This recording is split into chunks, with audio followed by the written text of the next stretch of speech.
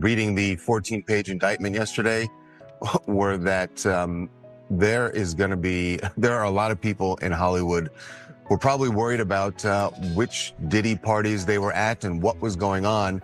That's not to say that they were necessarily even involved in any of the things that are alleged by the U.S. Attorney's Office. But if you're at that party and it turns out that that's when he set up one of these freak-off sex parties, or that it was going on in another room and you didn't know about it, there's a good chance that you're going to be called by the U.S. Attorney's Office. As alleged in the indictment, to carry out this conduct, Sean Combs led and participated in a racketeering conspiracy that used the business empire he controlled to carry out criminal activity, including sex trafficking, forced labor, kidnapping, arson, bribery, and the obstruction of justice. Diddy get exposed about to get cooked by the feds, but now the word on the street is that he's about to pull Jay-Z into the pan next. Indeed, it now seems like it's open season for every celebrity that prides themselves on associating with him. What I heard is that over the next 18 months, and honestly, when did Diddy start getting exposed? It was in December, or was it January? When did the Diddy stuff pop off? Because I knew about 2 years ago I knew about a year before the Diddy stuff went down that was going down first. Then it's going to be Jay-Z. Excuse me, November? Okay. After the powers that be, the PTB, the industry, whatever you want to call them, once they're done with Diddy, right? And this is going to be going on for some time, but once, I guess you can say the public humiliation, basically after the major documentaries come out, right? After they are done with Diddy, Jay-Z is up next to be exposed. Has he ever done anything well? Jaguar Wright has been accusing him of heinous crimes for years. He was going to jail because God told me he was going to jail. Have you ever been in one of these Diddy parties? Yes, I have. I sat down with Storm Monroe 4 years ago and said that man was an extra, and he was using the business to traffic young women and men. I said all, but when I pray for something, it always comes through. And I prayed the same prayer for Sean Carter. Y'all better get ready. I knew between the two Seans, go for the weaker one. Go for the knees. And I told Sean Carter, you are so closely tied to Diddy. She also went on to bring up how Diddy has been in-rim-outing people. Yeah, he's in there with the feds and all that. You think Diddy gonna start giving up some names? What are you talking about? He's been giving up names for years. Okay. Make no mistake about it, him, Sean Carter and Sean Combs are government informants.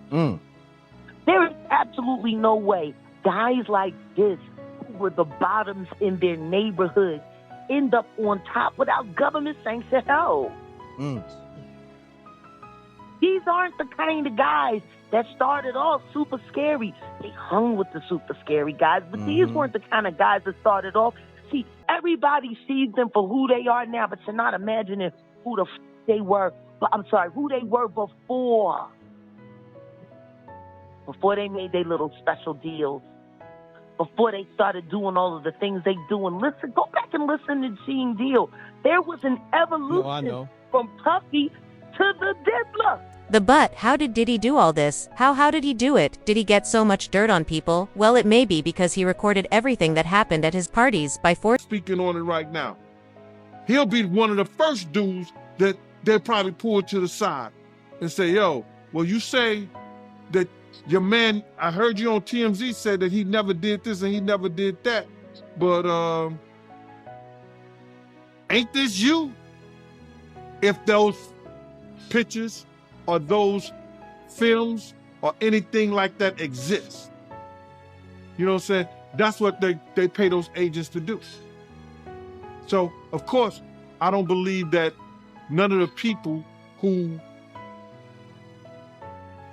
are his celebrity friends is going to speak or say nothing until they're either contacted or they know what they really got. So you feel like they might be worried that they might be on tape at one of Diddy parties doing something they wasn't supposed to be doing? I think that the celebrities that may be worried is because what Lil Rob said. Lil Rob said in this affidavit that Diddy had every room taped and bugged. Diddy had, yo, bro, can you imagine he had every room taped and bugged, and they found little bugs and little tape recorders, little those micro projectors or whatever like that, or video cameras. They found them in the house, bro.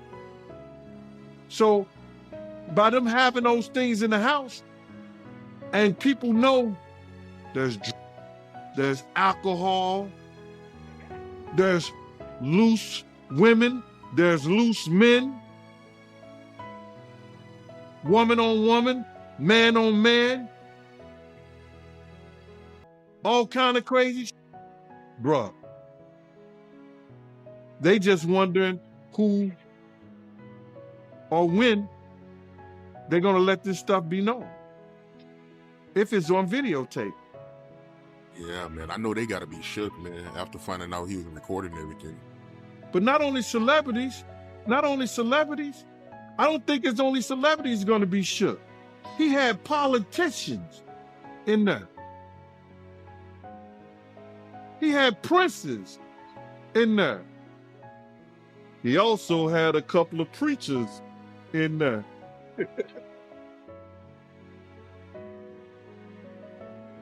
Hallelujah. That's crazy. You personally, you think they got tapes? Well, my personal opinion that if Lil Rob could be trusted and his statement are true, they got him. They got tapes and stuff. Diddy has been a major player who's next in Hollywood. 4 decades, always surrounded by an A-list crowd that includes Jay-Z, Beyonce, Rick Ross, Usher, and even Justin Bieber when he threw his extravagant 50th birthday bash at a mansion in Beverly Hills back in 2019. The guest list was packed with stars like Kim Kardashian, Kanye West, Pharrell, and Snoop Dogg. You know it's a party when you've got that kind of lineup, but now with some serious legal issues looming over him, his famous friends could find themselves in a tricky spot. Former prosecutor Nima Rahmani, who heads up West Coast trial lawyers, spoke to the U.S. Sun about the possible fallout for Diddy's Est crew if this case goes to trial. According to Rahmani, SYBS, like Jay-Z, could technically be subpoenaed, but don't expect to see them taking the stand. Why does it all come to a head now? Why now? Why? Because he's the acceptable monster at this time, like R. Kelly was the last time I sat on this couch. So who's next? Y'all don't see the lineup? Yeah, we see the lineup. I'm just waiting to see who's next. Jay-Z is setting Diddy up. As for Jay-Z, Rahmani explained that if he's just a witness and didn't take part in the alleged sex acts, he might be asked to testify, but if he was involved, he'd either be charged or conveniently left out of the witness list. Prosecutors don't want witnesses who participated in crimes but are getting a free pass. Rahmani added Jay-Z and Diddy go way back, all the way to the early 90s South, and their friendship has been solid for years. Dumped into the conversation. Earlier this year, things got a little awkward while working on a documentary about Diddy's legal woes. 50 Cent called out Jay-Z for staying quiet after police raided Diddy's house. He even joked about it on Instagram, posting a picture of a milk carton with Jay-Z's face and the word missing on it. Classic. 50. In Rahmani's view, none of Diddy's celebrity pals are likely to come rushing to his defense as this legal storm brews. The only people who might stick by him, his family, and maybe a few close friends. Diddy's in deep trouble and things aren't looking good for him. All because of his mentors and the people that trained him and taught him the music business. You know, it's all about the people who trained and taught him the music business, because Puff wasn't, he wasn't born a monster. You know what I'm saying? He was made into a monster, brother. Do you understand what I'm saying? He was made into a monster from the stuff that happened to him, the things that he had to do. You understand? The things that he had to do to become who he is. You know what I'm saying? You know, it's like this, brother.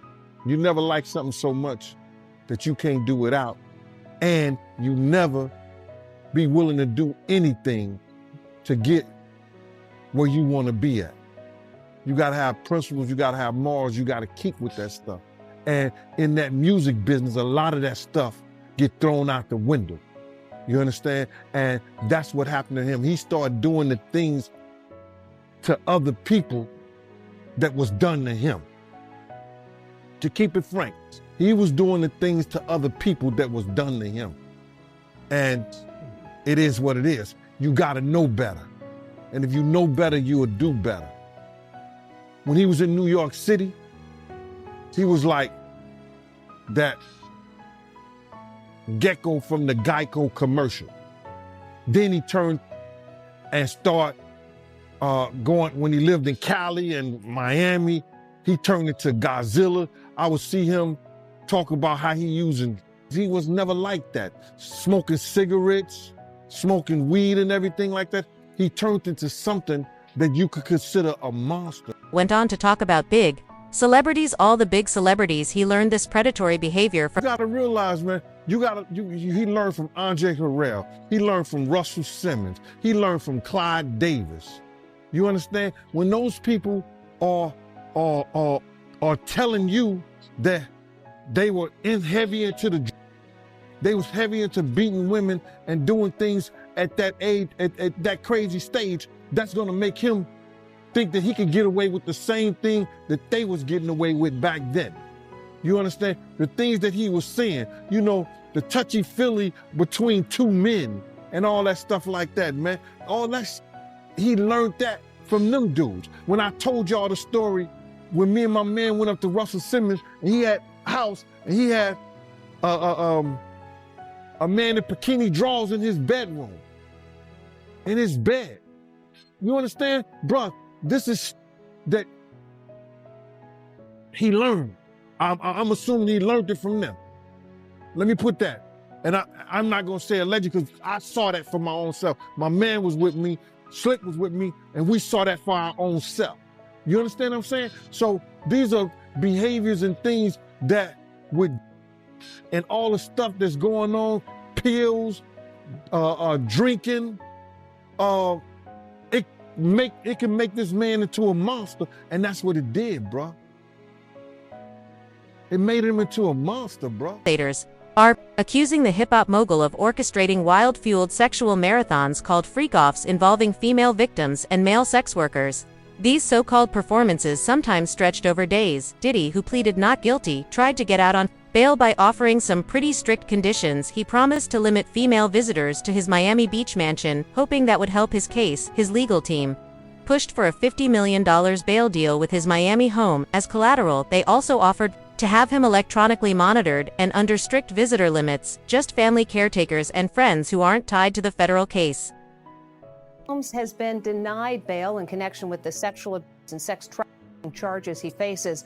And as Les Trump reports, the music mogul who once traveled by private jet to all those mansions is now in a jail that is notorious for its bad living conditions. Music mogul Sean Diddy Combs spent his first night behind bars inside a facility that is being called Hell on Earth. According to reports, they were hell on earth, willing to hand over a log of all his visitors to the government every night and agreed to weekly doctor testing. These restrictions were meant to calm the court's fears about Diddy potentially intimidating or contacting witnesses, but the prosecutors weren't buying it. They pointed to Diddy's history of intimidating accusers, and witnesses. 3, after public allegations were made about Combs' crimes, he and others pressured witnesses and victims to stay silent, including by making phone calls to witnesses and victims and giving them a false narrative of what they had experienced. And as alleged, Combs used others to help conceal his abuse by monitoring and preventing victims from leaving a location in order to hide their injuries, or by locating and contacting a victim who had attempted to flee. Combs' lawyer Mark Agnifilo is claiming that all the freak-offs were just part of his Rocky Onag again-off-again relationship with singer Cassie and insists nothing about them was coercive, but prosecutors, they're telling a different story according to them. They've already spoken to over 50 victims and witnesses, and that number is expected to grow. They don't want to get no kind of put in their system. But what they don't understand is in the orange juice and it's in the cranberry juice. They done put the pills and the stuff in there, the roofies, the ecstasy, the ease, all whatever they put it in the juice. Now, those girls who like the mixed drinks, you understand what I'm saying? They gonna pour their own sexual act because they don't understand it ain't in the bottles, it's in the juice. Those guys, they learn that and they put it to those girls who don't know no better. Authorities searched Calm home earlier this year. They reportedly found NAR videos of the infamous freak-offs and more than 1,000 bottles of baby oil and lubricant. The indictment paints a violent picture of Combs, accusing him of choking, shoving, hitting, kicking, and even dragging victims by their hair, leaving them with serious injuries. He even did this to one of his exes. Misa Hilton doing this back then, these freak-off sessions when you were security? Because I'm looking at this lawsuit, and that's what they were calling freak-off sessions when, you know, Cassie, she'll have sex with the male prostitute while he'll masturbate. Bruh, I can't say, because I can't say that. When I used to see him swing, it was always with him, another dude, and two girls. You know what I'm saying? When he was swinging with other people, you know what I'm saying? He always had other girls in the room or another guy in the room, even with his girl Kim, and he was swinging with her. So that freak off things, but him videotaping and everything like that, no, I can't say that I was privy to that. But you knew what was going on, you know, just in the instant when people got it confused when I said, when he was in the room with Sarah and her girlfriend, and he had Ja Rule and him in the room.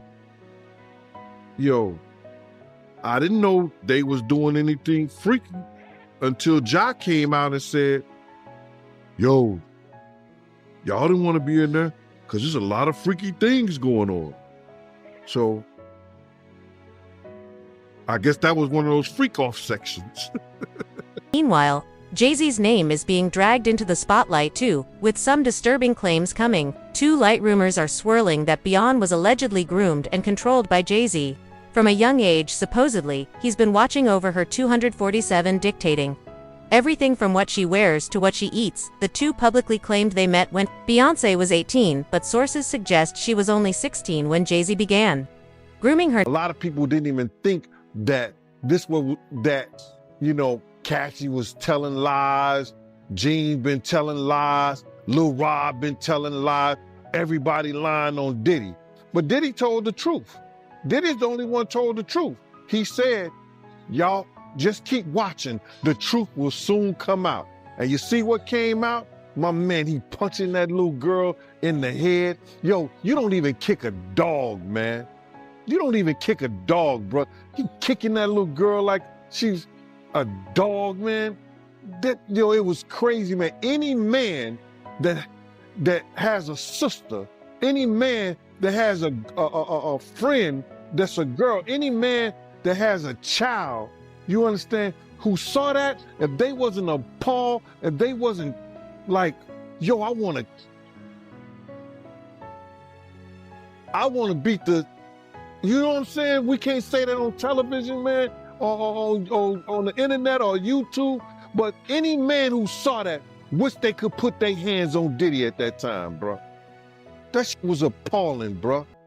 It was crazy, man. And when I saw it, you know, I could imagine what Kim went through. I could imagine what Misa went through. You understand? It was just crazy, man, for that dude to do that to that girl like that, man. I can't believe what I seen, man. I still can't believe what I seen in that video, man. Like the way he was kicking her was like he was kicking a field goal, man. Bruh, when I saw him run down first of all, when I saw the white towel, I got flashbacks of him and Ja Rule running out the room. He beat that woman till she was crawling up under a car, man. no matter how small she was. She was crawling up under the car, man. You got to be real scared, man. That's crazy. To whispers from insiders like Jaguar Wright, who's also made explosive claims about Diddy. Jay-Z is even worse because he's patient and methodical, whereas Diddy was just reckless. There are claims that Jay-Z allegedly hit Beyonce at one point until her father stepped in and put an end to it. These insiders suggest that Jay-Z is the puppet master behind the scenes, using everything from people to substances to keep control. Now, it seems Beyonce is trying to get out and... Why has Jay-Z been coming up with you lately? Because he's a monster. He's a monster. And I know he's a monster for years. I waited a long time to see if he would grow a conscience. And the more drugs he pumps down his wife's throat to keep her in a captivity. No, girl. Not my beautiful Beyonce. I tell you this right now, y'all talking about free Britney. Y'all need to be doing a campaign that say free Beyonce. Beyonce is free. She is a prisoner in a gilded cage. Oh no. She better than me. I passed. I made a good choice.